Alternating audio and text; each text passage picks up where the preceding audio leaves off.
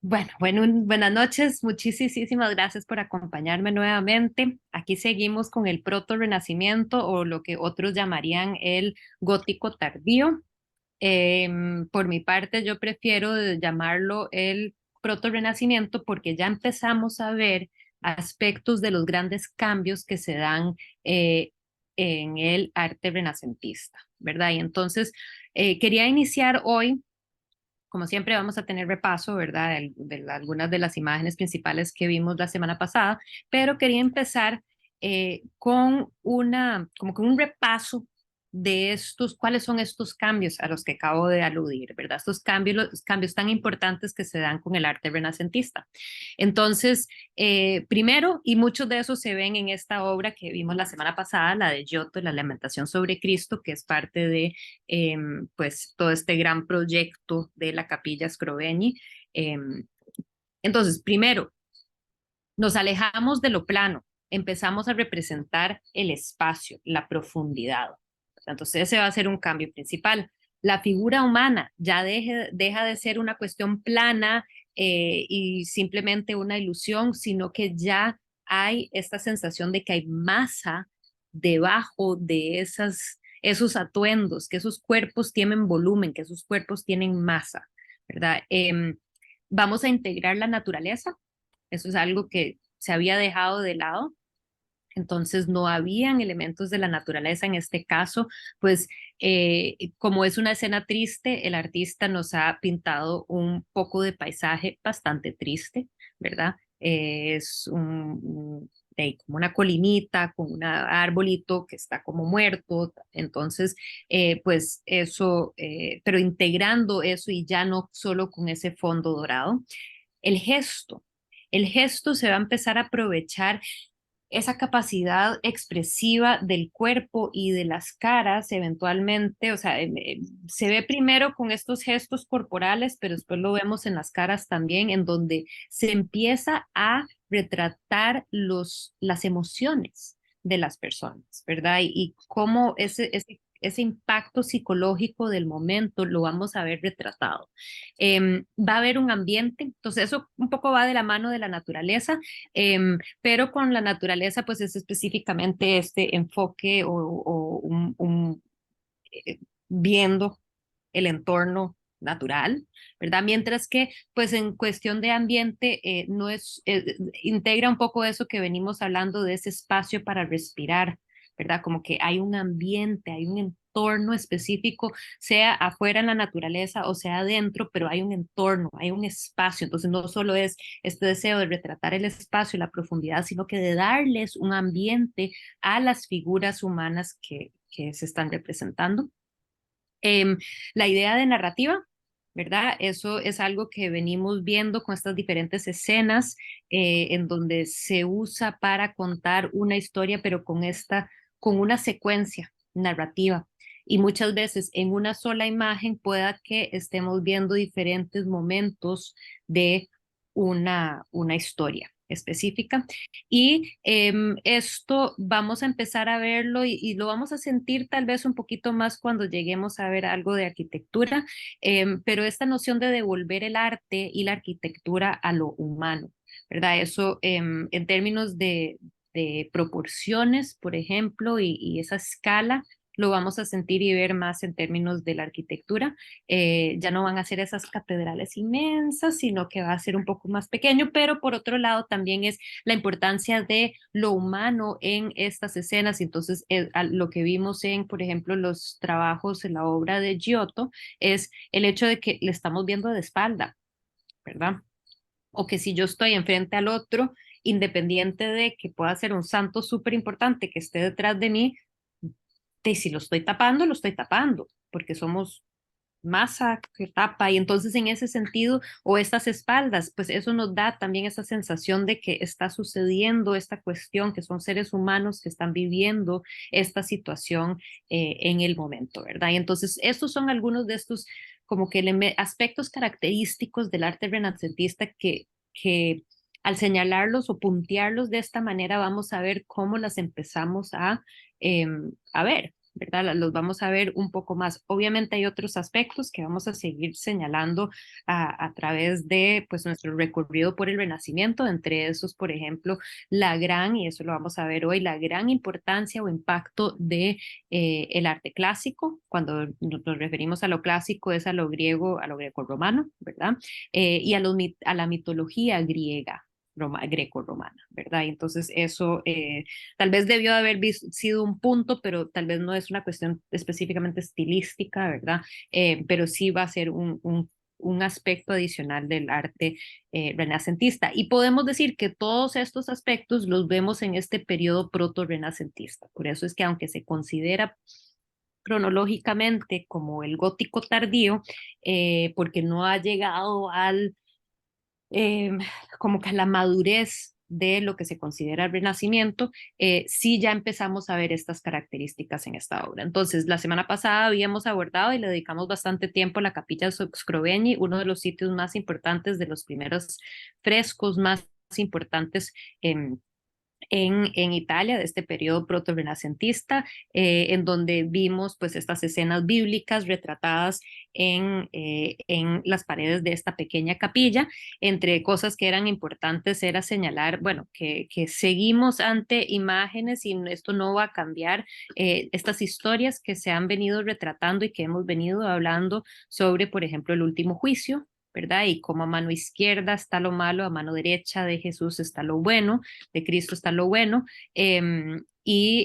pues Giotto no va, o sea, Giotto va a retratar estas escenas que tan importantes son para la religión y que tan importantes son también para los fieles, ¿verdad?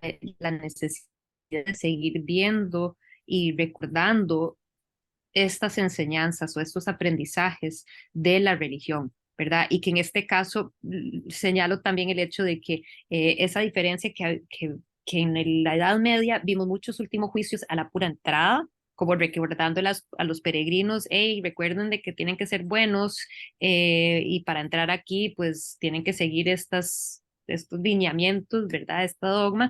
Y en este caso más bien está la salida como para acordarse, hey, ahora que que terminó la misa, no se le olviden estos preceptos cuando usted sale al mundo a lidiar con la realidad, ¿verdad? Eh, entre las cosas que llaman mucho la atención de Giotto, que vamos a ver un par de otros ejemplos, pero es precisamente esto de la masa corporal de estas figuras, ¿verdad? Y que sin embargo, aunque sentimos esa masa corporal, uno de los lugares, y eso lo sentimos muy bien, especialmente en las figuras de los apóstoles que acompañan a Cristo que está en su mandorla, ¿verdad? Entonces aquí está Cristo con los ángeles, aquí están los apóstoles, aquí están las escenas del infierno y los que van al cielo y cómo estos que van al cielo están flotando, ¿verdad? Y entonces eso me parece muy bonito que aunque estén flotando, tienen masa, ¿verdad? Y entonces esa capacidad de poder lograr esa sensación de que flotan, aunque sí sentimos que son cuerpos que están debajo de la ropa que anda puesta estas personas, ¿verdad? Y también quería señalarles la importancia de, entre estos cambios sociales que van a impactar el arte, es el hecho que ya no solo es la iglesia y tal vez unos como que reyes, sino que ya van a haber más personas que van a ser mecenas del arte. Entonces, en este caso, Scrovegni, que está acá, pues donando a las Tres Marías esta capilla, ¿verdad? Entonces él ha hecho este trabajo específicamente para buscarse ese puesto en el cielo, ¿verdad? Esta buena obra, lo que se considera una buena obra, como pues una de esas cosas que debería ser un buen cristiano que tiene esa capacidad, podríamos decir, adquisitiva, ¿verdad? Y entonces esta buena obra se la dona precisamente por la preocupación de que no quiere quedar de este lado. Entonces, perdón, aquí lo pueden ver un poquito más de cerca, ese detalle, el detalle de estas figuras que como que flotan. Y aquí señalarles algunos aspectos como que narrativos también, ¿verdad? Y cómo hay este interés o esta importancia en que las imágenes contengan estos elementos de la historia, que para que se pueda contar la historia bien, y pues también estos aspectos de esa masa corporal, ese peso, o sea, sentimos ese peso de estas figuras, tienen gravedad. Esta figura se siente potente, gruesa, ¿verdad? De cuerpo, de masa corporal, lo sentimos debajo de estas túnicas. Ahí vemos estos cuerpos y también pues esta búsqueda de que en la misma composición pueda generar parte de las emociones que busca el artista generar en el espectador, ¿verdad? Entonces un poco este caos del momento, de ese momento en que le da Judas el beso a Jesús para identificar quién es y pues ese momento, el caos del momento con estas lanzas y estos palos que están acá, ¿verdad? Y Pedro que le está cortando la oreja a uno de los soldados y todo este como que momento muy agitado lo sentimos tanto en pues los gestos de las figuras, así como también pues en general en la composición o aquí en los gestos de hasta que los angelitos, los querubines que están ahí en el cielo, están sufriendo, ¿verdad? Están en estas poses de sufrimiento para precisamente transmitirle al espectador o al público de estas imágenes el dolor que se está viviendo, ¿verdad? O esa cara tan angustiada que hoy no les traje el detalle, pero esa angustia que vive María al tener en brazos a su hijo, ¿verdad? Muerto, después de haber sido también, o sea, sacrificado de esa manera. Nos pasamos después a Siena, ¿verdad? Que como les había comentado, un poco una ciudad que en general, cuando hablamos del Renacimiento, nos enfocamos mucho en Florencia, ¿verdad? Pero que Siena tiene muchísima importancia y que muchos artistas que son muy importantes, que emergen de Siena, que producen para Siena, Siena le va muy bien en el siglo XIV, el siglo XIII y XIV les va muy bien y vamos a ver aspectos que son súper importantes que se desarrollan, además de artistas que van a viajar con ciertos aspectos estilísticos que son muy importantes. Este edificio, quiero que se acuerden de esto porque vamos a volver, y no creo que les volví a poner la foto después. Entonces, este es el Palazzo Público, que es el lugar donde vamos a estar viendo la sala de los nueve, la sala de paz o la sala de los nueve, que era precisamente donde se reunían los líderes de esta ciudad-estado. Entonces, habíamos hablado de Duccio, ¿verdad? Eso lo abordamos hace 2 semanas, la importancia de Duccio, de la importancia del arte bizantino como un referente muy importante, pero también en Duccio, y es algo que vamos a ver con los otros artistas sieneses, es como que casi como una pasión por el detalle.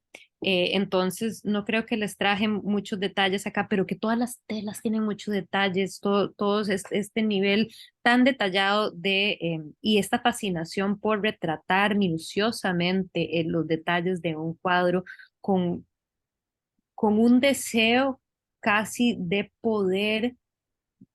O sea, si Giotto estaba sumamente interesado en retratar la masa, retratar la profundidad y ese ambiente y esos aspectos que abordábamos en Duccio y en otros artistas de Siena, lo que encontramos es eh, una capacidad técnica increíble, especialmente a nivel de pues estos detalles minuciosos, ¿verdad? Y querer verdaderamente eh, eh, compartir con el mundo ese talento que tienen a nivel técnico, ¿verdad? Entonces, todo ese gran nivel de detalle como, y eso, como que esa minuciosidad va a ser sumamente importante. Lo vimos en este altar de la Majestad también, ¿verdad? Que se encontraba en la Catedral de Siena, ahorita está en el Museo de la Ópera del Duomo, y que podemos comprender.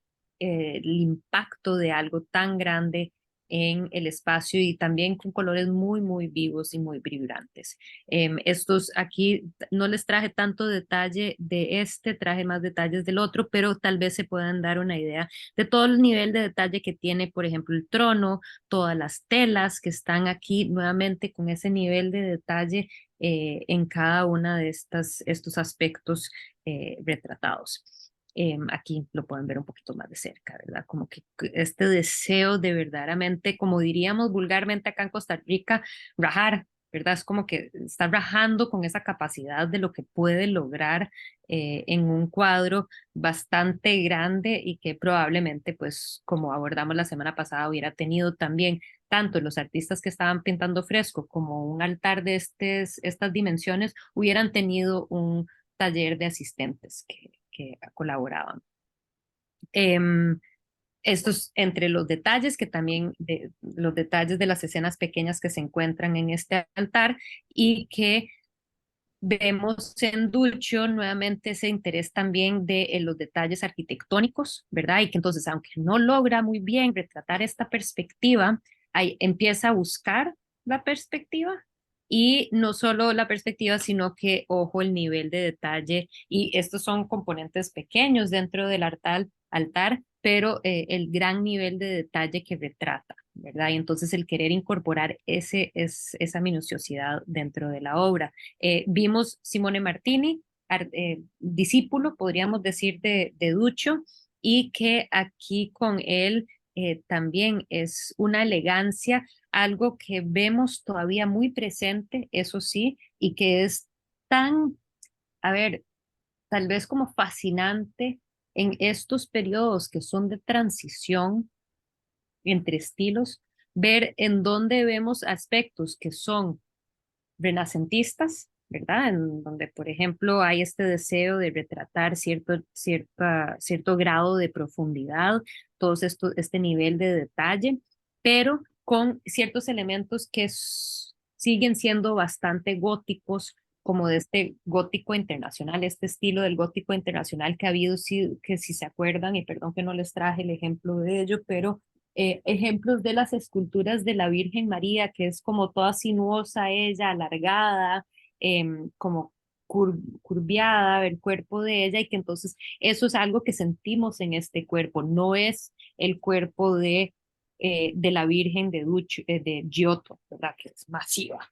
En este caso todavía sigue siendo como muy elegante, que, que proviene de esa influencia gótica internacional proveniente de, pues principalmente de Francia, ¿verdad? Entonces vemos en este periodo cómo hay como esa mezcolanza de estilos que se dan en estos periodos de transición. Estos detalles que me encanta señalar, ¿verdad? La textura y tridimensionalidad que tienen estas obras. A mano derecha, y creo que no necesariamente lo había señalado, pero el simbolismo, ¿verdad? Y cómo los símbolos van a ser sumamente importantes. Entonces, los lirios, la pureza, símbolo de la pureza de la Virgen, mientras que a este lado tenemos al arcángel Gabriel que anda un olivo y que pues señala el hecho de que viene en paz, pero también que pues es este mensajero que no viene a asustarla, sino como a traer este mensaje de Dios. Y aquí, pues, el nivel de detalle también, o sea, nuevamente quería señalarles, y estos elementos que a mí me encantan, que es este estampado que tiene el pan de oro de fondo. Pero también este fantástico nivel de detalle que tienen las obras. Y no podía no incluir esta porque me encanta. Y también pues lo laborioso que es mucho de esta obra sienesa. Ay, espérense un segundito porque siento que tenía otra que quería incluir que se me hizo. Perdón. Vamos a incluir estas dos antes estas antes de la ciudad.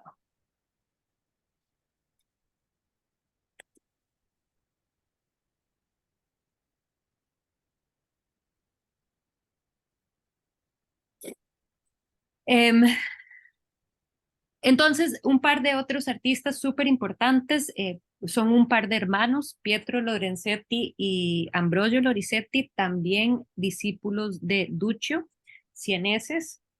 Aquí estamos hablando de artistas que están a mediados del siglo XIV y que nuevamente estamos viendo artistas que claramente hubieran tenido conocimiento ya de Giotto, así como pues obviamente de Duccio, que es el maestro de estos artistas. Entonces aquí esta es una escena del nacimiento, pero lo interesante es que era para otro altar de la catedral de Siena y como les había comentado la semana pasada, Siena, la patrona de Siena es específicamente la Virgen, ¿verdad? Entonces, pues normalmente uno vería o se solía retratar más escenas del nacimiento de Cristo, ¿verdad? O el nacimiento de Jesús, pero que en este caso estamos ante una escena del nacimiento de la Virgen, en donde estamos ante Ana y Joaquín está acá afuera, así como todo estresado, esperando a ver saber cómo le está yendo a su esposa. Si se acuerdan, la semana pasada habíamos visto esa escena de cómo ellos dos habían pedido, habían rezado muchísimo y que Dios les había pues eh, eh, regalado por fin el embarazo de Santa Ana, ¿verdad? Y entonces, pues aquí estamos ante la figura de la Virgen recién habiendo dado a luz, aquí las parteras, digamos, limpiando a la bebé de María, la María de bebé, ¿verdad? Y vemos aspectos que son tanto ese nivel tan interesado en en los detalles, ¿verdad? Entonces, el nivel de detalle arquitectónico incluido dentro de esta obra, ¿verdad? Todos estos decoraciones y el interés en integrar eso es muy cienés, ¿verdad?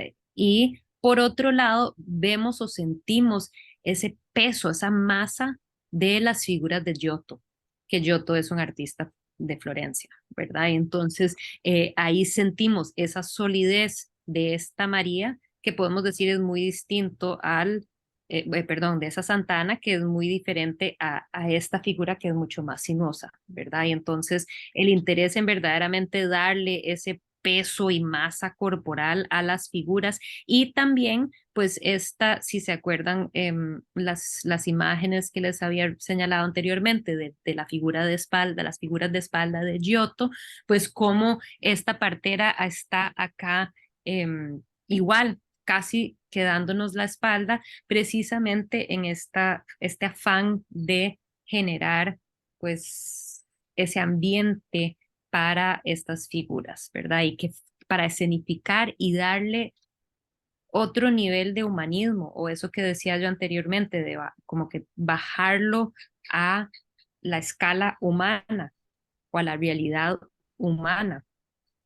Ya no son escenas así todas divinas que suceden en un campo celestial, sino que esto es además en el entorno local, porque si nos fijamos en la arquitectura, pues la arquitectura es una arquitectura gótica y que además una arquitectura gótica que se veía ya en la ciudad de Siena. Hay que tener muy presente el hecho, como les dije anteriormente, Siena le va bien, ¿verdad? Le va bien y estamos en una ciudad, estamos viendo una imagen que es muy interesante considerar cómo había este deseo de retratar lo bíblico, pero dentro de un ambiente contemporáneo para ese momento.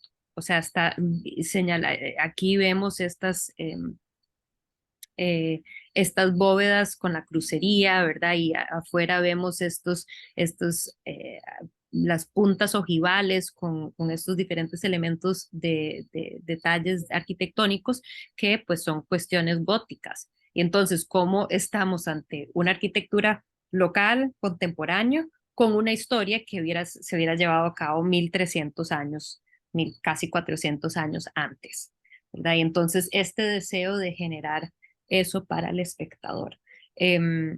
Y esta es otra escena de Ambrogio. Este es Pietro Lorenzetti y el hermano de Pietro es Ambrogio Lorenzetti, igual estudiante que eh, y no pude encontrar una mejor, o sea, una imagen en donde podría acercarme aún más a las figuras, pero creo que se dan una idea del nivel de detalle que se logra acá, ¿verdad? Em, ¿Qué vemos? ¿Qué son cosas que interesan al artista y que podríamos decir bueno, es este interés que yo siento que surge más de Florencia, o como que se habla que es más de Florencia, de pues la profundidad a partir de perspectiva. Les recuerdo que la perspectiva matemática cónica todavía no existe, no se ha inventado aún, pero ojo cómo estas líneas van para atrás, es lo que se conocen como bueno, ortogonales cuando ya es a nivel matemático, ¿verdad? E igual, pues sucede lo mismo con estas columnas, ¿verdad? Que las columnas van como si fuera hacia un punto focal al fondo, em, que es de un paso antes de la perspectiva, pues la perspectiva cónica que, que llegaremos a ver ya dentro del Renacimiento. Entonces, qué interesante. Igual el hermano tiene el deseo de lograr esto. Yo diría que el hermano no lo logra tan bien, Pietro no lo logra tan bien como Ambrogio, pero noten las líneas de la cobijita, esta, así como las líneas del mosaico en el piso y pues aquí igual, ¿verdad? Cómo hay ese deseo de retratar esa profundidad y tratar de lograrlo. Además de pues ese aspecto es de integrar todo ese nivel de detalle pintado, ¿verdad? Eso es una cuestión, todos estos detalles son pintados y que verdaderamente es un nivel técnico que es sobresaliente.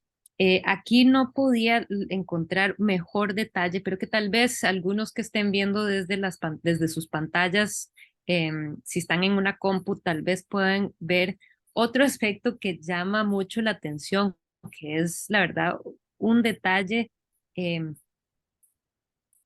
muy renacentista, podríamos decir, que esta es la escena de la presentación de Jesús en el templo, ¿verdad? A Jesús siempre se nos presenta como alguien que, aunque sea bebé, ya ya tiene, ya tiene mucho conocimiento, ya tiene mucha capacidad de comprender. Si nos devolvemos acá, perdón que me estoy saltando tanto, pero por ejemplo aquí en este ejemplo de Duccio, este es el general, en general la figura de un Jesús, un niño Jesús, que aquí, lo interesante, con Ducho, con Giotto, es que ya empiezan a buscar retratar al niño Jesús como un bebé, ¿verdad? Cada vez lo vemos más como un bebé, cada vez nos damos cuenta que los artistas están observando el entorno, a las personas, podríamos decir, como boceteando de la realidad, y entonces aquí le sentimos los cachetitos, y sin embargo, pues aunque lo vemos mucho más bebé y no necesariamente solo de adulto hecho chiquitito, que era más una cuestión como de la edad media, normalmente se ve como adulto hecho pequeño. Aquí sí le empezamos a sentir cuestiones más como bebé, como que esos gorditos y demás, pero es una figura que tiene mucha conciencia, ya, o sea, ya tiene todo ese conocimiento, ya está, pues, casi que nos puede empezar a orar ahí nomás, ¿verdad? Em, Mientras que con este ejemplo, y esto igual casi que podríamos decir con esta figura del bebé que está acá, que no podemos ver muy bien el detalle en la imagen, pero que igual está como muy consciente, ¿verdad? Está como sentado, está viendo el mundo y como que ya es una persona pensante, aunque es un bebé recién nacido. En este caso, este bebé lo están presentando el templo, y este sí es un bebé.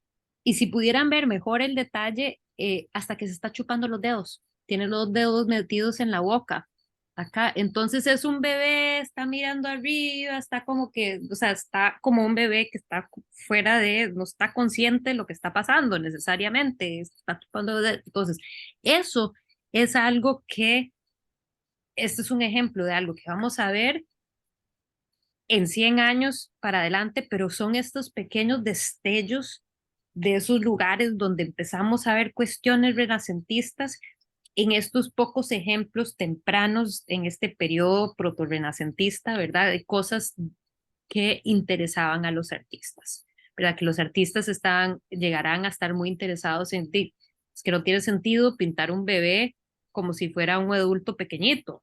Pintemos un bebé que es como un bebé, ¿verdad? Y entonces, en este caso, no solo físicamente se aparenta un bebé, sino que además está actuando como un bebé, se está chupando los dedos en un lugar donde, y en un momento en donde, pues, en la realidad probablemente eso es algo que haría un bebé pues siendo presentado en la iglesia. No sé si tienen alguna duda o pregunta. Vamos a tomar un sorbito de agua mientras Yo tanto. solo quería Sí, comentar, a mí me llama mucho la atención los sólidos que son los halos.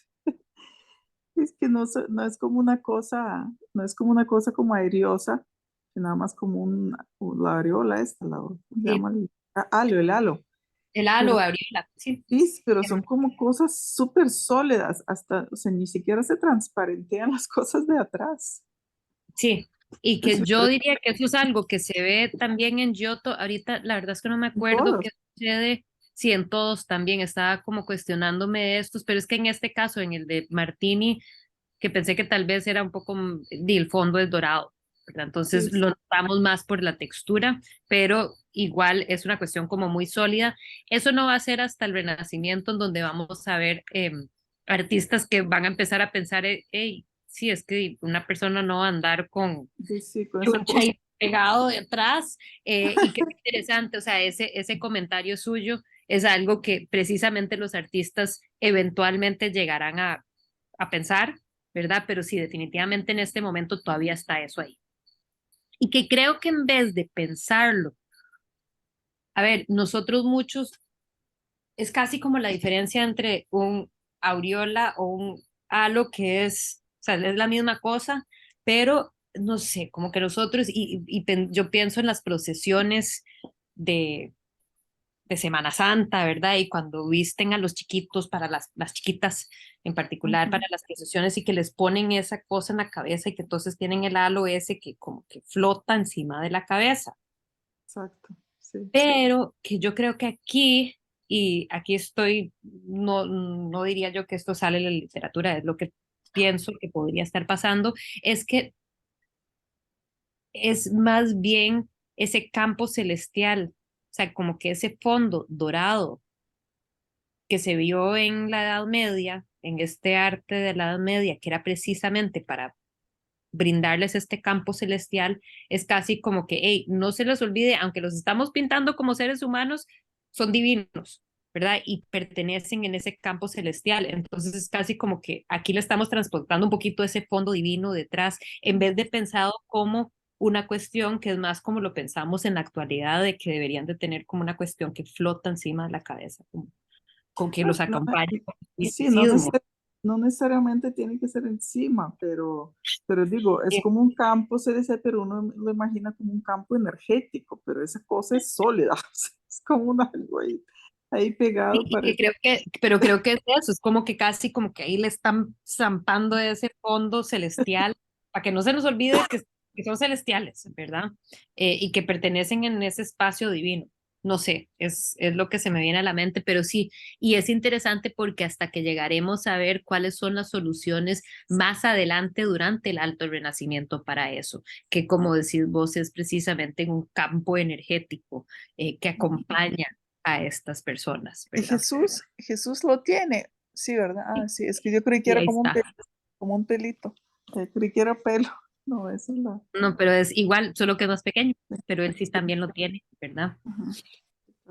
Em, Y bueno, entre las cosas nada más que quería señalar es reiterar lo que mencioné anteriormente sobre la arquitectura contemporánea de estos cuadros, ¿verdad? Que entonces este hubiera sido igual para un altar dentro de la catedral y que este es el interior de la Catedral de Siena, que es una catedral gótica, o sea, tiene componentes góticos y que entonces vemos esta misma arquitectura, estos mismos techos acá retratados, ¿verdad? Así como los vimos en esta imagen también, aunque esta pues no es una iglesia en sí o un templo, en este caso, este sí es un templo como si fuera este templo. Entonces eso es súper interesante ver cómo hay como esta mezcla temporal, de temporalidades,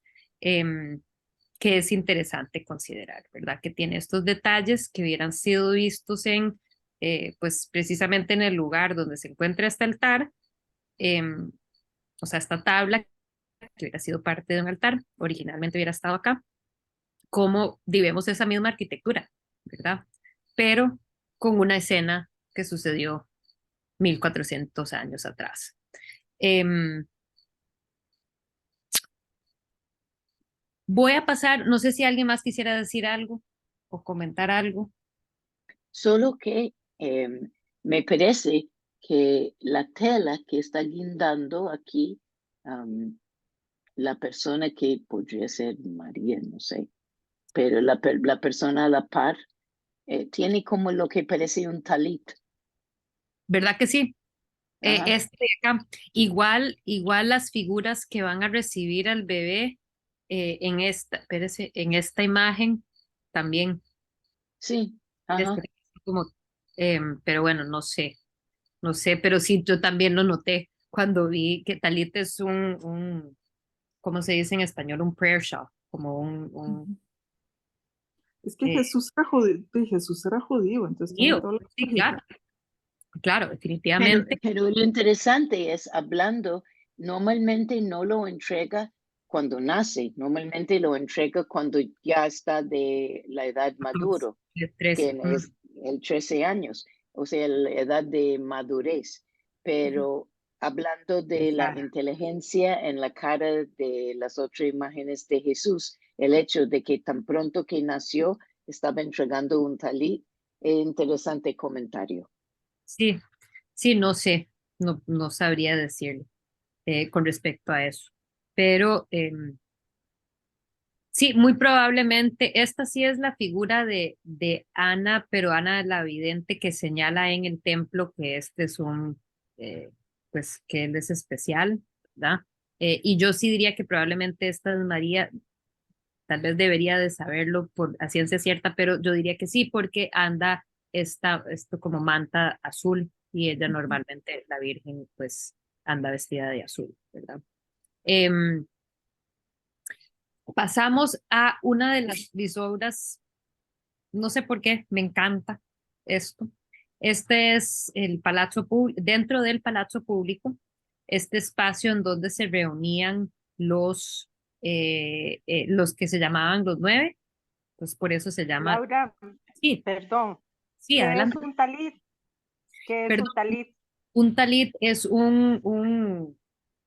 ¿cómo se dice? Como un chal de rezo para rezar. Entonces los judíos se ponen esta cuestión que es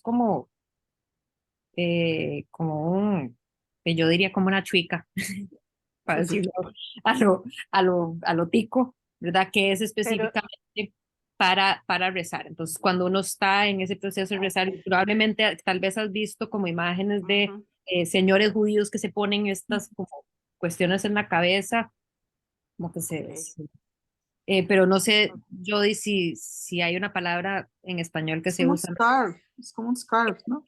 sí, como si fuera un No, chal pero es mucho más grande que un scarf, porque a Sí. veces lo pone sobre la cabeza y y lo llega hasta tapa acá. la persona casi. Sí, Ujú.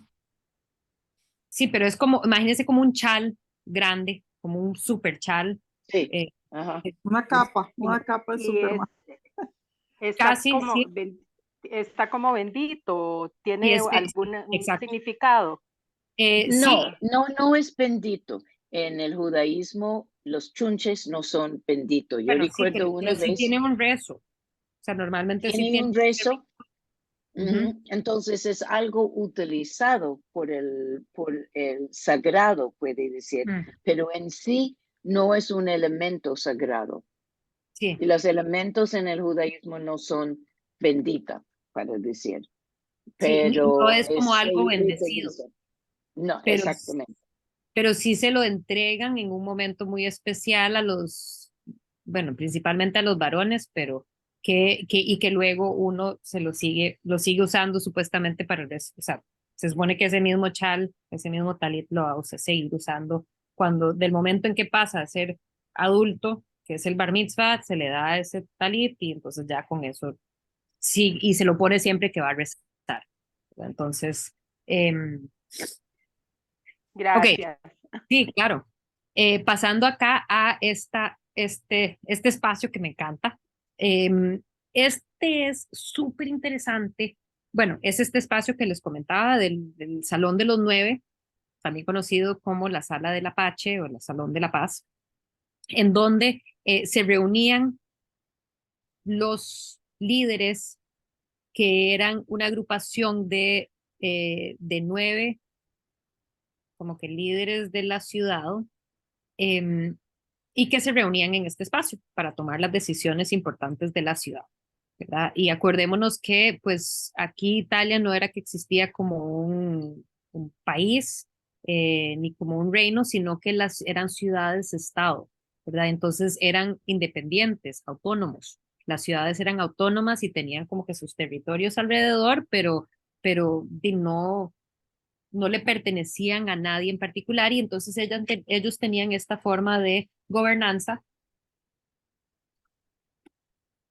particular en donde tenían estos nueve señores que se reunían y lo interesante es que esos nueve se cambiaban cada 2 meses, por lo menos en este periodo en que además que les va muy bien, precisamente por esta preocupación que tenían por la corrupción, que vamos a ver ahora más adelante, retratado acá en estas paredes. Entonces, en este espacio, estos señores se reunían y cada 2 meses, pues esos señores cambiaban y eran todos de parte de la aristocracia o de lo como de la élite, los que estaban mejor preparados, se podría decir, que tomaban esas decisiones, pero que había todo un montón de señores que podrían tomar ese cargo y que se lo llevan rotando.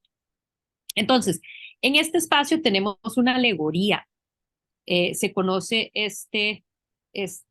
las obras de arte, que son frescos, como alegoría del buen gobierno y los efectos del buen gobierno en la ciudad y el país, así como alegoría y efectos del mal gobierno en la ciudad y el país.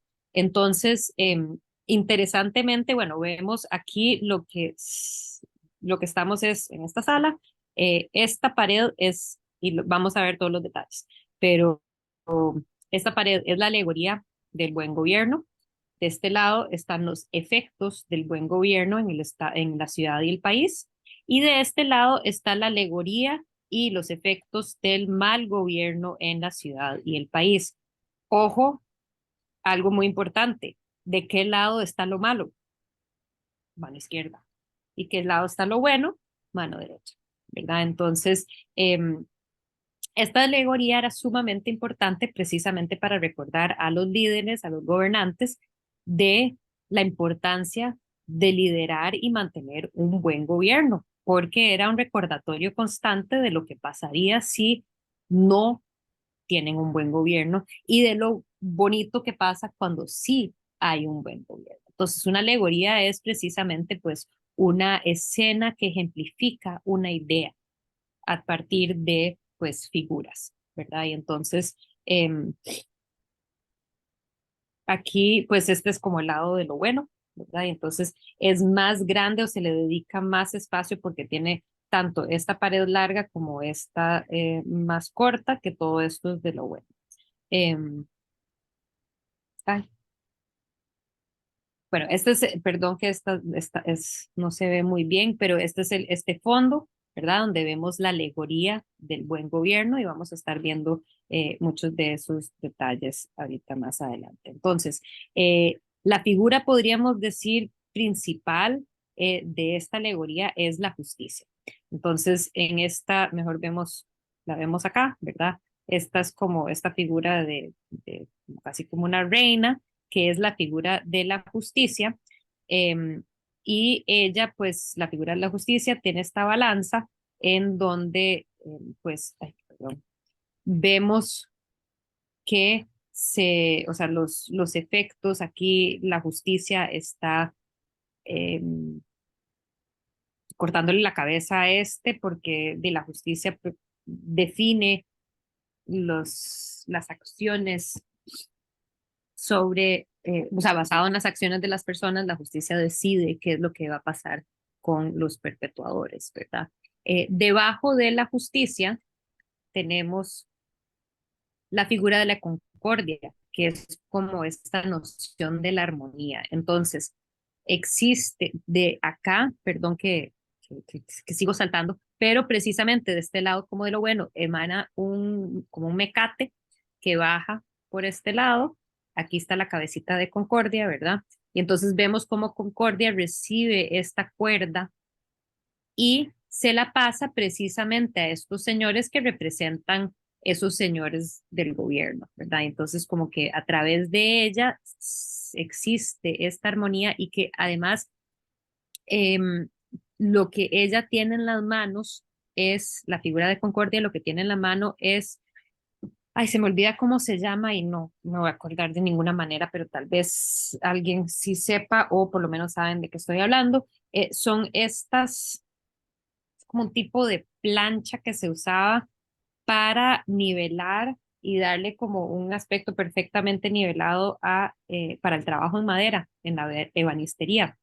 Entonces, es como esta herramienta de ebanistería que da una In superficie, English, it's a plane. una plane, es, ok, Plane en English, pero en español no sé.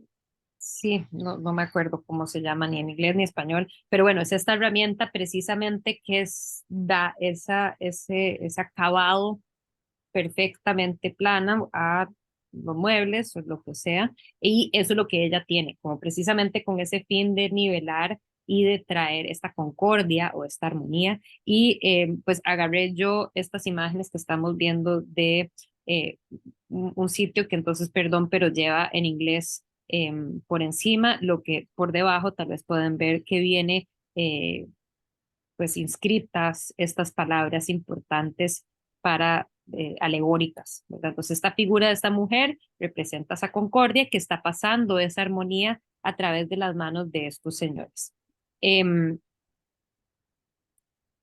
Y de este lado, entonces, este representa, digamos, y perdón que tengo, ay, no sé por qué me está saliendo eh, que la imagen es de tan mala calidad, perdón por eso, pero este sería como el gobierno de un buen gobernante en donde tenemos o que está rodeado por figuras de las virtudes, ¿verdad? Entonces cada una de ellas tiene cierta virtud inscrita por encima de la cabeza y solo les voy a señalar esta que es la de paz y me encanta porque la figura de Pache o de Paz, Pax, podemos ver acá inscrita, es la que está a un costado de este como tipo sofá, donde están estas virtudes, y la mujer está reclinada,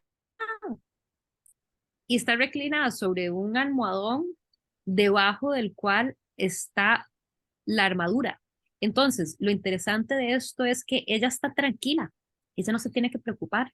Ella tiene esta ramita del olivo, todo bien, estamos en paz, yo puedo estar tranquila, puedo estar echada sin ninguna preocupación, hasta que o sea, la manera que está reclinada también es que está totalmente tranquila, que es precisamente el punto, ¿verdad? Que entonces, si tenemos buenos gobernantes, si hay concordancia, si hay justicia, entonces yo puedo estar tranquila y no tengo que sacar o sea, no hay que eh, acudir a eh, mm, las, digamos, a pelear, ¿verdad? O a defender a la defensa.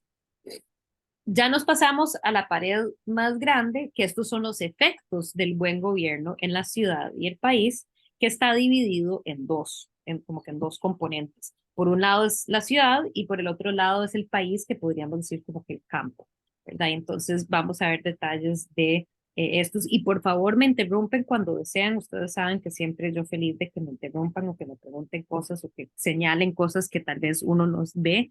Estas son obras que están repletas de detalles, que es verdaderamente una maravilla. Entonces, aquí, esto es una escena de aquello que pasa cuando tenés un buen gobierno. Así tenés la gente en la ciudad, la gente está feliz, la gente es productiva, todo está en orden, eh, todo es próspero.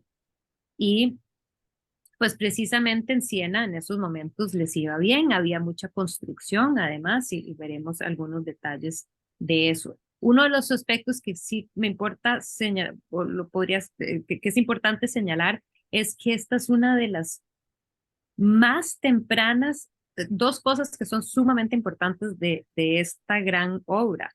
Uno, es un paisaje a fin de cuentas, y veremos también el lado del campo, que además es un paisaje relativamente fiel a Siena. Entonces se piensa que Ambrogio Lorenzetti además se dio el tiempo, así como lo que estábamos abordando de que, y que mencionamos, Ambrogio es el mismo que pintó el bebé con los deditos en la boca, ¿verdad? Que entonces él es observador y que entonces muy probable se asume que muy probablemente él salía a dibujar el entorno y el paisaje para lograr estas escenas que se asemejan tanto a la realidad, ¿verdad? Y entonces estos señores que están unidos en este espacio, literalmente no se pueden olvidar, estando en esta estancia, que están en el centro, el corazón de la ciudad de Siena, porque ahí tienen a la ciudad de Siena, tal cual está afuera de las paredes de este espacio, ¿verdad? Y entonces, pero también lo fascinante es pensar que él está observando y que está dibujando y que a partir de esa observación viene a reproducir aquello que él observa en estas paredes. Entonces, esta escena llena de un espacio armonioso con estas mujeres que están bailando, cantando, ojo, esta mujer que tiene la boca abierta y este tamborín que entonces está, y claramente están bailando, están cantando, están felices. De este otro lado, no sé si, de este otro lado vemos que esto es como una zapatería, ¿verdad? Y entonces el comercio está vivo, la gente está bien. Aquí no se ve el detalle, pero que está como, hay un intercambio ahí, seguro este señor de acá le está vendiendo un zapato o algo así. De este lado está vendiendo también, nuevamente tenemos el comercio, aquí pueden ver el detalle del señor que está comprando el zapato, se bajó del burro, vino a comprar lo que sea, o las medias, o el zapato, lo que sea. En este caso, aquí vemos lo que parece ser como un docente, entonces sucede el aprendizaje, la docencia, la educación se da. Aquí esto se sugiere que es como una tienda como de jamones, de encurtidos, como de esos embutidos, perdón. Entonces que él de ahí también está vendiendo las comidas que él prepara. Igual gente que todo el mundo está como trabajando, haciendo, productivo, activo, ¿verdad? Y cada quien anda en lo suyo y activamente en lo suyo, ¿verdad? No hay ningunos vagabundos en la calle ahí echados. La ciudad se está construyendo, vemos escenas y si quieren me devuelvo un toque nada más para señalarles a dónde está ese detalle. Entonces aquí hemos visto las mujeres estas que están bailando, los zapateros, la escuela, el vendedor de jamones. Acá arriba es donde los señores están construyendo, ¿verdad? Entonces, en una ciudad en donde hay paz, hay construcción, hay crecimiento. Entonces aquí hasta el nivel de detalle de incluir esto, que es precisamente lo que estaba sucediendo afuera. ¿verdad? Y entonces como que tener muy claro qué es lo que está pasando y lo que se logra. Fuera, y bueno, como ven, hay muchos detalles más que se podrían ver.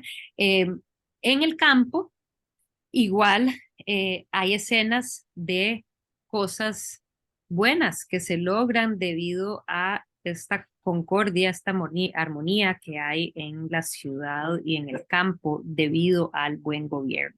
Entonces, el efecto del buen gobierno es que el campo es un campo productivo.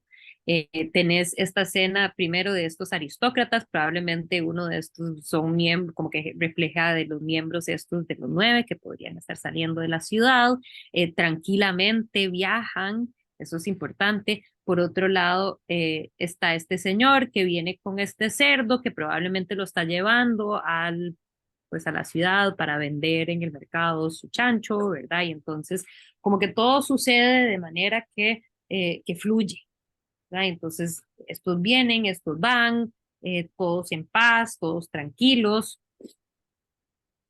En las escenas de el campo, pues vemos tanto aquellos que están cultivando, están sembrando, están cultivando por acá, ¿verdad? Y lo que se dice o lo que se comenta es que en una sola escena vemos tanto lo de primavera, que es precisamente como cuando se siembra, entonces, ojo, esta figura acá que está echando semilla, ¿verdad? Para sembrar, este que está como arando por acá, mientras que estos acá están cosechando. Entonces eso ya es verano.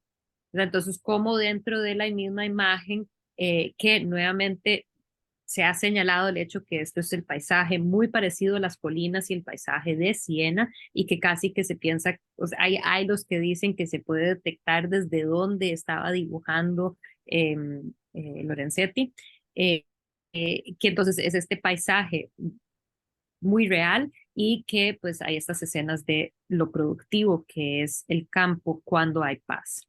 En este caso señala pues que hay seguridad, ¿verdad? Entonces voy a devolver un toque nada más para que puedan ver a dónde se encuentra esta figura de esta como que ángel que porta esta inscripción que habla sobre la seguridad, que la gente está segura, y que de la mano de esa seguridad es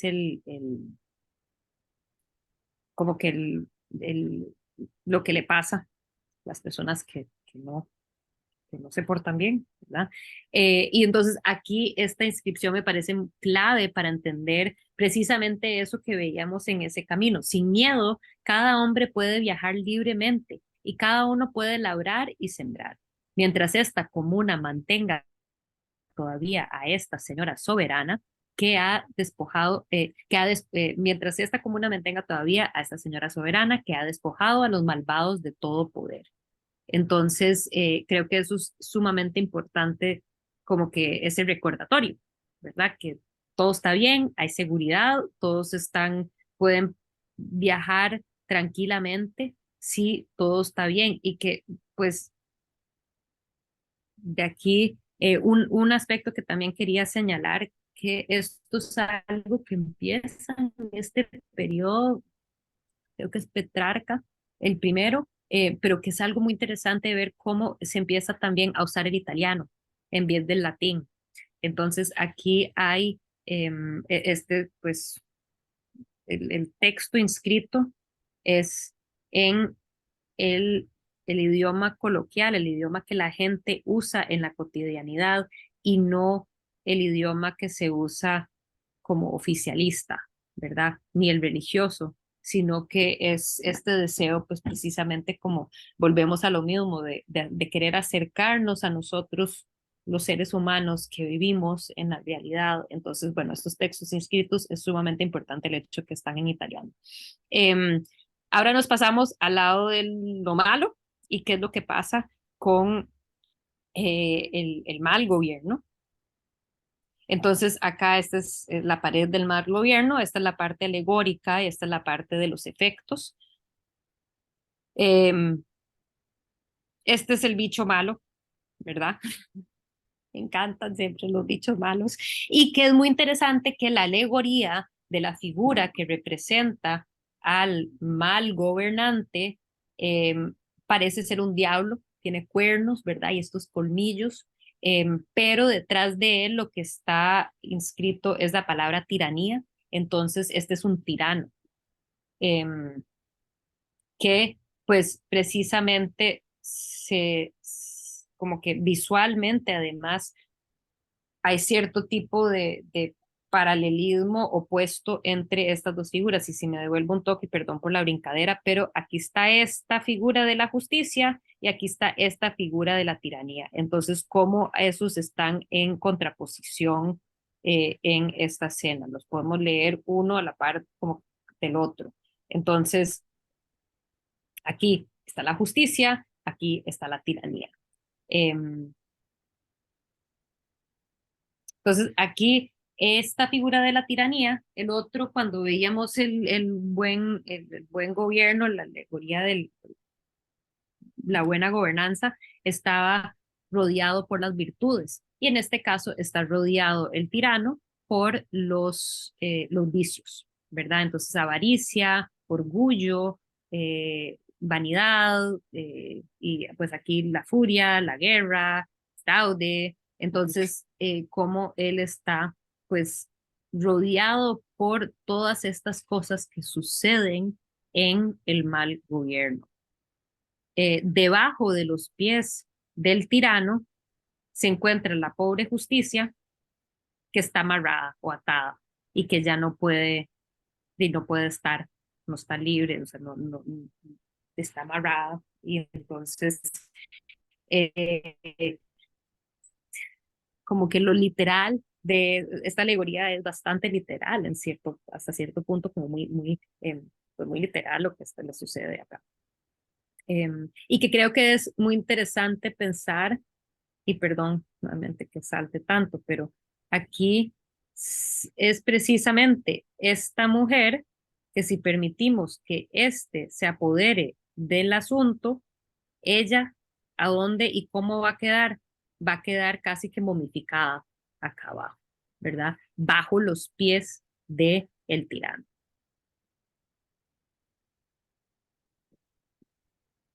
¿Y qué es lo que sucede en el mal gobierno? Pues una ciudad destruida, entonces toda esa arquitectura que veíamos toda bonita y que estaba en construcción, aquí lo que más bien vemos es edificios que están cayendo, ¿verdad? Que hay guerra y que además, perdón, otro detalle que quería señalar que es importante es que la arquitectura que rodea a la figura del tirano es precisamente, o se considera o se menciona que es arquitectura de guerra, es como una fortaleza, ¿verdad? Y que entonces eso es lo que sucede y se rodean pues precisamente por estas escenas y estos asuntos de guerra. Y que entonces cuando eso pasa, perdón, cuando eso pasa, hay destrucción. Entonces, toda esa ciudad tan bonita queda destruida y las personas están sufriendo y hay crueldad. Entonces vemos a esta mujer que como que la están raptando, a este pobre que está como sufriendo de algo le habrá pasado, está echado en el piso, ¿verdad? Sufriendo. Y esta es escena del campo, este fresco, interesantemente, y no sé exactamente por qué, pero está en pésimas condiciones comparadas con las otras dos. No sé si es que han mejor restaurado los otros, no sé si habrá hecho el artista y estoy segura que en algún lugar alguien sabrá por qué, pero en este caso este lado está en muy malas condiciones, pero lo que sí podemos ver es que es un campo devastado. O sea, el campo está incendiado, las casas están con llamas, entonces es una situación terrible. Por algún motivo las figuras pues ya casi no se ven, pero se ven como las siluetas de ellos que están corriendo, están como huyendo, escapando de esta pues realidad terrible que se está dando debido al mal gobierno. Y aquí esa ángel que habíamos visto al otro lado, justo enfrente, en vez hay como el espejo, la imagen espejo de ella es en vez el terror. Y aquí lo que dice es, porque cada uno busca solo su propio bien, en esta ciudad la justicia está sometida a la tiranía, por lo que por este camino nadie pasa sin temer por su vida, ya que hay robos fuera y dentro de las puertas de la ciudad. ¿Cómo no nos va a hacer pensar en Costa Rica ahorita en la actualidad? ¿Verdad? Bueno, ha pasado, se ha venido desarrollando todo esto, pero sí, es interesante, ¿verdad? Cómo había tanta claridad de visión de estos líderes y que crean esta imagen en momentos en que, pues, en general solo se crea, por lo general, arte religioso. Este es un arte totalmente secular, o sea, aquí no hay nada religioso y es una cuestión, pues, de valores, ¿verdad? Es una cuestión de valores seculares y pues, em, es muy potente, es muy fuerte. No sé si alguien quisiera decir algo sobre esta obra antes de yo seguir adelante. En este sentido, es completamente metafórico, no era un arte por the sake of art, sino que era por dar una lección moral. Ujú. Y un recordatorio, porque hay que tener muy presente a dónde se ubica esto.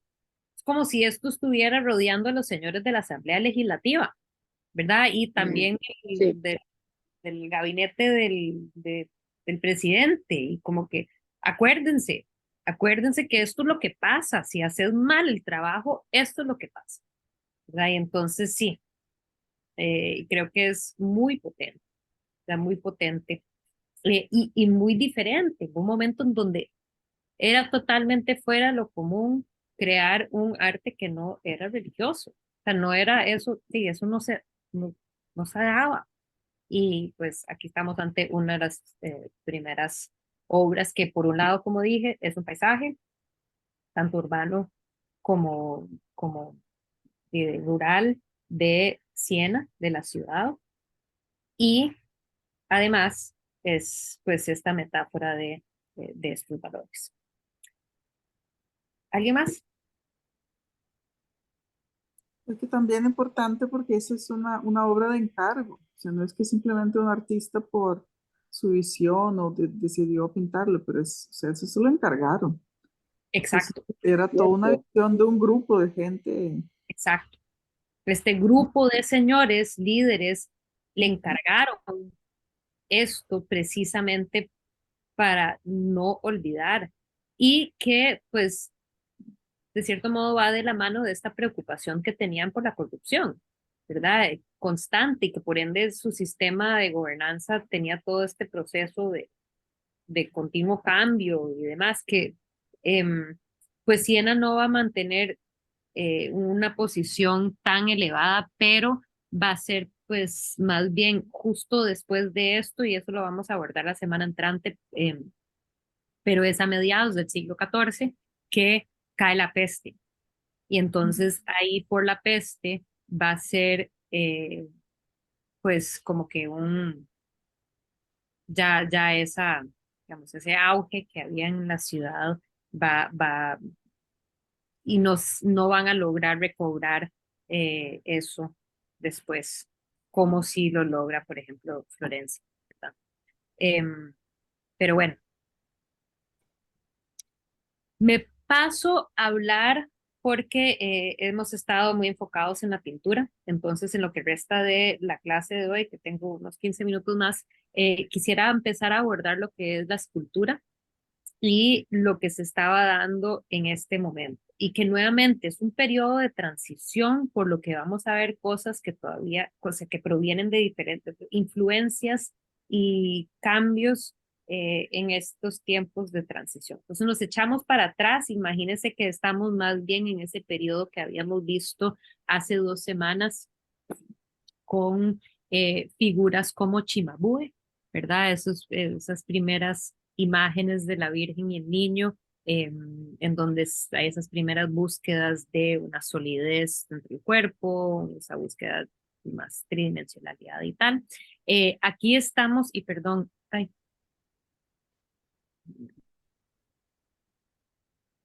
pensé que les había incluido la imagen, perdón, es totalmente un spoiler, pero déjame ver qué hice yo en la imagen, que lo pegué en un lugar donde no era, para que pudieran ver este púlpito mejor. No, voy a hacer esa otra.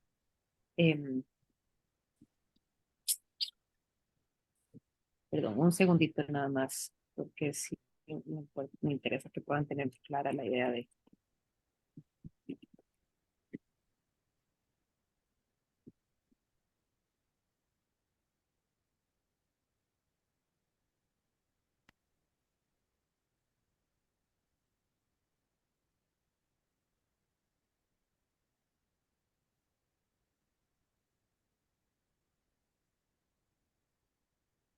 No es la mejor imagen, pero por lo menos se darán una idea de cómo es este asunto que estamos viendo. Oh, Entonces, acá, eh, este es un púlpito nos pasamos a Pisa, que pues a esta figura de Nicola Pisano lo buscan para, pues, la biografía de él es importante y ahí lo abordaré un poco, pero pues se introduzco a esta obra que es sumamente importante a nivel de estos cambios que se van a dar en la escultura y que empezamos a ver desde este momento. Entonces, un púlpito que es pues precisamente como ves, en esto, sobre esto se daban los sermones, ¿verdad? Y entonces aquí subía el sacerdote, este águila era como un atril, más o menos, para que pusiera el libro, lo que necesitaba, em, y por fuera, y bueno, la altura era precisamente para que se proyectara bien la voz y que lo pudieran ver bien, y pues a él lo encargan, a Nicola Pisano lo encargan para crear este púlpito. Em, Entre las figuras que son sumamente importantes, bueno, tiene estos relieves, es un hexágono, este púlpito, entonces tiene 5 relieves porque el sexto lado no hubiera tenido relieve porque de ahí subía el sacerdote. No me pregunte dónde están las escaleras en la actualidad, supongo que no se puede subir, pero en su momento sí se subía. Y pues notamos estos elementos de estas columnas, estos diferentes tipos de piedra, y estos hubieran sido hechos, son relieves de mármol de Carrara, que va a ser el mármol principal que se usa en el Renacimiento, ¿verdad? Entonces ya estamos viendo el uso de los materiales principales del Renacimiento. Obviamente aquí estamos viendo una figura del Cristo crucificado, pero voy a empezar más bien y me interesan en particular estos dos relieves, que este es un conjunto de escenas tanto de la Anunciación, bueno, ahorita vamos a verlo en detalle, pero son 2 escenas, y en este caso sí, ya solo una escena, pero me interesa antes de abordar estos relieves, es esta figura de acá. Entonces, hay figuras de los profetas en de estos diferentes espacios, todo está repleto, todo está repleto de estas figuras talladas, de estos cuerpos tallados y estos escenas. Entonces, esta es la figura que me interesa empezar por este señor. Em, entonces, estamos ante un cuerpo desnudo, empecemos por ahí, y es un cuerpo desnudo que no es un cuerpo de una persona para avergonzarlo. Entonces, no sé si se acuerdan de las figuras que les había enseñado de San Pedro de Tejada, donde están enseñando su desnudez y que ese desnudez es una seña de su pena. En este caso, no, es un desnudez heroico, es un desnudez que nos remite precisamente a lo clásico. Y pues mucho que se puede decir entre eso y me dan más bien ganas de escucharles a ustedes qué notan, hacer un poquito piensa en arte, qué ven en esta figura, qué notan, qué ven. Y tal parece vez, como está adelante. dando animales. Ok, vemos 2 animales, 2 figuras de animales. Ahorita, ¿alguien tiene una idea de cuáles animales podrían ser?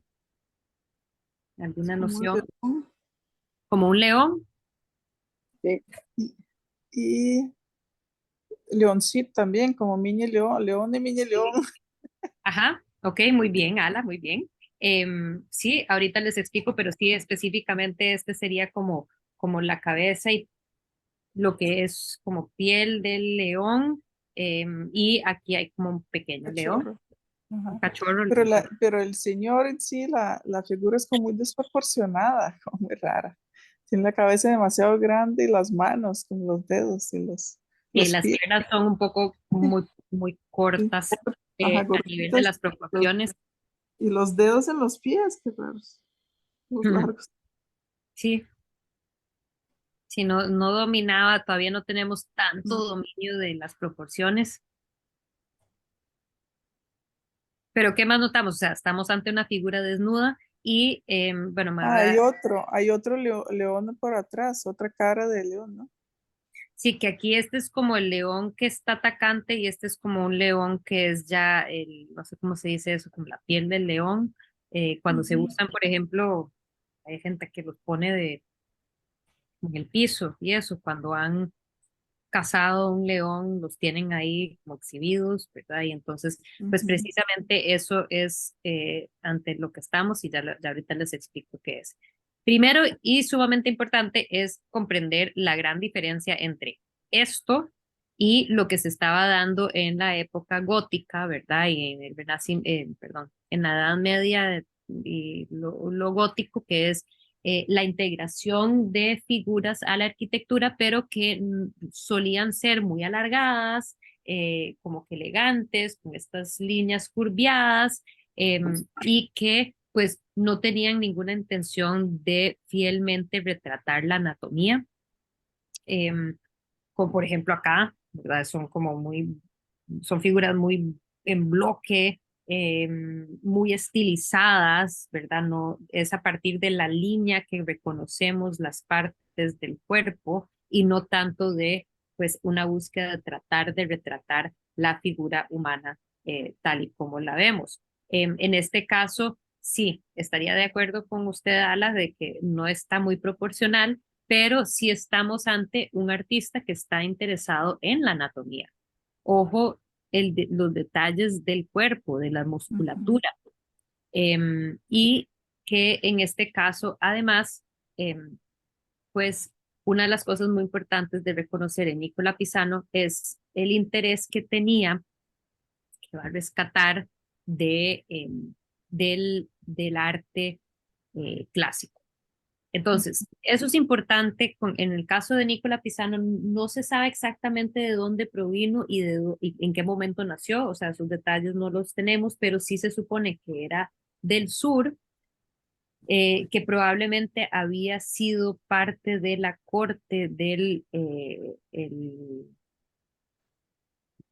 el santo emperador, ¿cómo era? El Holy Roman Emperor, el emperador santo romano, pero que se había peleado en ese momento, era creo que el Francisco el Segundo, algo así se llamaba, y se había peleado con el Papa, y bueno, ya sale él de esa corte, pero que tenía por un lado un conocimiento de lo que se estaba dando en el arte más bien francés, tipo gótico, pero por otro lado, al haber sido del sur, entonces tenía mucho acceso a el arte clásico, lo veía bastante. Había pasado también por muchas de las ciudades, por ejemplo, Ostia, que era es una ciudad eh, porteña cerca de Roma, que tenía todavía mucho vestigio de lo clásico. Entonces, por un lado, ya como que parece que él ya había ido generando un interés en lo clásico antes de haber llegado a Pisa. Llega a Pisa y resulta que en Pisa hay una hay muchos vestigios del arte clásico en la ciudad, que estaban ahí y como que la gente lo ignoraba porque de ahí estaba, y que a Nicola Pisano le interesa muchísimo. Entonces, este es ejemplo de uno de los sarcófagos que había en el Camposanto de la ciudad de Pisa y que se va a inspirar muchísimo en estas piezas para crear su arte, Nicola Pisano, ¿verdad? Entonces, esto es algo del segundo siglo, sea, de más de 1000 años de antigüedad y que le van a informar al artista, van a influenciar lo que él hace. Entonces, si vemos un detalle aquí, por ejemplo, es el uso de, este es del sarcófago y este es, volvemos a la obra de Pisano. Sí, de acuerdo, las proporciones no están bien, vemos que no es lo suficientemente alargado, la cabeza es muy grande, tiene algo raro con los dedos, todos esos detalles definitivamente hacen falta, pero ojo, el deseo de lograr un contraposto, ¿verdad? Entonces, ese contraposto, ese contraposición de fuerzas que se hace en el cuerpo, ¿verdad? Y entonces, como por ejemplo, y que además notamos que en sí, ojo, qué tan similar es la pose de esta figura, aunque estén haciendo cosas distintas. En este caso, digamos, este brazo que está como sujetando algo, en este caso está sujetando ese cachorro, en este caso igual sujetando pero más hacia abajo, perdón que sigue saliendo ese enlace, no sé por qué sucede. Y bueno, ese contraposto de la cadera, ¿verdad? Y de los hombros y de la cadera, cómo vemos eso presente, un pelo que es como muy interesado en lograr ese pelo leonino de pues no es del periodo, pero de Alejandro Magno, ¿verdad? Entonces, como ciertos rasgos de lo clásico, lo grecorromano aquí presente. Otro aspecto que es sumamente interesante de esta figura son precisamente esos leones. Porque, ¿qué sucede?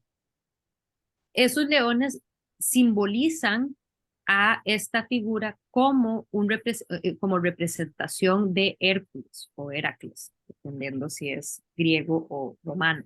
Heracles es esta figura semidivina que le mandan como para despiarse o como, las cosas que él hizo, él tenía que hacer como que lograr estos ciertos logros que los dioses lo mandan a hacer. Entre ellos era pues matar a este león, un león nimio creo que se llamaba, y entonces este león pues representa la fortaleza o fortitud de Hércules. A la vez, eso de la fortaleza o fortitud, que no sé cuál de esas dos palabras es la que se usa principalmente para hablar de de las, los valores estos cristianos, ¿verdad? Y entonces aquí es Hércules representando esa fortaleza como un valor cristiano, pero retratado de una manera que se asemeja a lo clásico.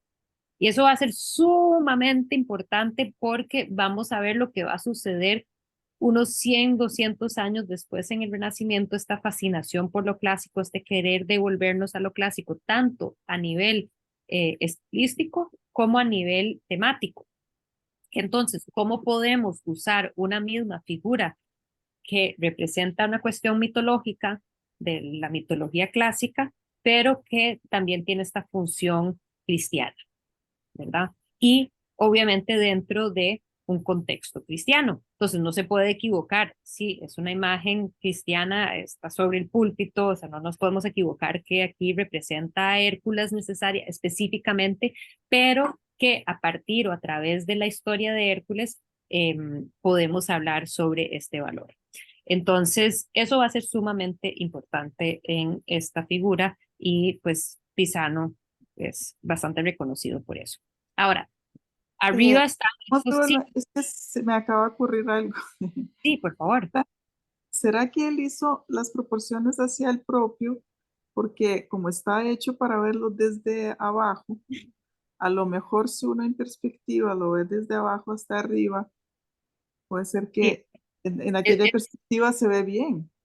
sí, es muy posible porque aquí lo podemos ver Claro, más exacto. desde Ahí esta se ve perspectiva y que muy me hace diferente. pensar, Sí, que es precisamente, por ejemplo, lo que se sabe de Miguel, o sea, ciertas cosas que hizo Miguel Ángel, porque se suponía que el David de Miguel Ángel estaba allá y se iba a poner además allá arriba, encima de la Catedral de Florencia, y que después deciden tenerlo más abajito, pero que son cosas que hacen los artistas a propósito para...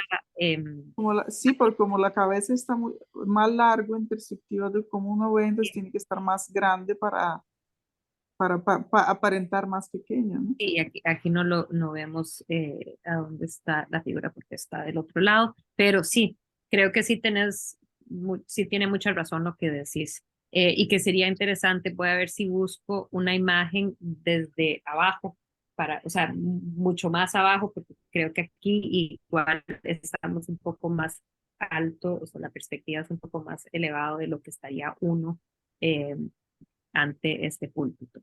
Entonces voy a ver si encuentro eso.